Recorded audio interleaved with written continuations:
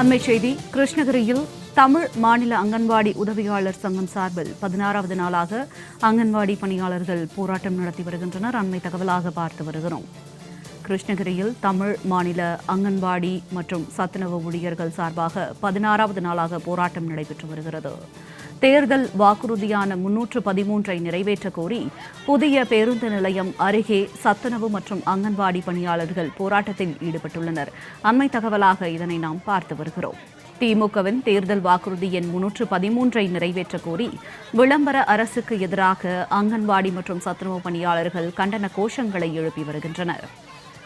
விவரங்களோடு இணைகிறார் எமது செய்தியாளர் பிரகாஷ். வணக்கம் பிரகாஷ், இது குறித்த விரிவான தகவல். ஜனனி, கிருஷ்ணகிரியில தமிழ் மாநில அங்கன்வாடி ஊழியர் மற்றும் உதவியாளர் சங்கம் சார்பில் தேர்தல் வாக்குறுதியான 313ஐ அமல்படுத்த வேண்டும் என வலியுறுத்தி கிருஷ்ணகிரி அண்ணா சிலை எதிரே சாலை மறியல் போராட்டத்தில் இன்று ஈடுபட்டனர். 9 அம்ச கோரிக்கைகளை வலியுறுத்தி பல்வேறு கட்டங்களாக தொடர் வேலை நிறுத்த போராட்டத்தில் தொடர்ந்து ஈடுபட்டு வருகின்றனர். இதன் ஒரு பகுதியாக இன்று 16வது நாளாக கிருஷ்ணகிரி புதிய பேருந்து நிலையம் அருகில் அண்ணா சிலை முன்பு சத்துணவு ஊழியர்கள் மற்றும் அங்கன்வாடி பணியாளர்கள் இந்த சாலை மறியல் போராட்டத்தில் ஈடுபட்டாங்க.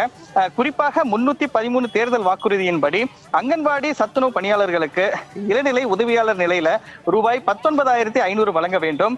சமையலர் உதவியாளர்களுக்கு அலுவலக உதவியாளர் நிலையில் ரூபாய் 15,700 அடிப்படையில் காலமுறை ஊதியம் வழங்க வேண்டும். அங்கன்வாடி சத்துணவு திட்டங்களில் உள்ள 60,000க்கும் மேற்பட்ட காலி பணியிடங்களை நிரப்பிட வேண்டும்.